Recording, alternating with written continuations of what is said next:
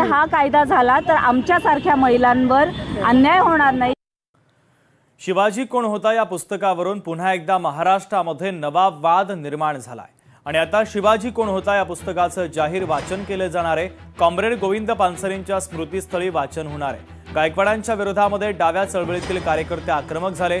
संजय गायकवाडांनी आक्षेपार्ह विधान केलं होतं आणि त्यानंतर मात्र आधी आक्रमक भूमिका घेण्यात आली आहे। दरम्यान कोल्हापुरातील कॉम्रेड गोविंद पानसरे यांच्या स्मृतीस्थळावरून याचा आढावा घेतलाय लोकशाही मराठीचे प्रतिनिधी सतेज औंधकर यांनी। पाहूया।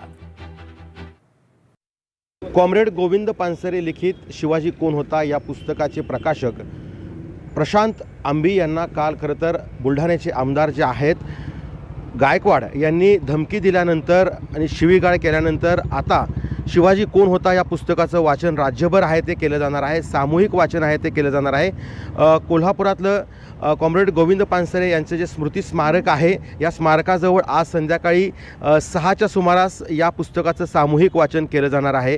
आपणाला माहिती आहे की काल संजय गायकवाड या आमदारांनी खरं तर प्रशांत आंबी यांना खूप मोठ्या प्रमाणावरती शिवीगाळ केली, धमकी दिली आणि संतप्त प्रतिक्रिया आहेत त्या राज्यभरात उमटल्या आणि या प्रतिक्रिया उमटल्यानंतर आता पाहतोय आपण की कोल्हापुरातून शिवाजी कोण होता या पुस्तकाचं सामूहिक वाचन आहे ते आज सुरुवात होणार आहे आणि राज्यातील प्रमुख शहरांमध्ये हे वाचन आहे ते आता टप्प्याटप्प्यानं केलं जाणार आहे।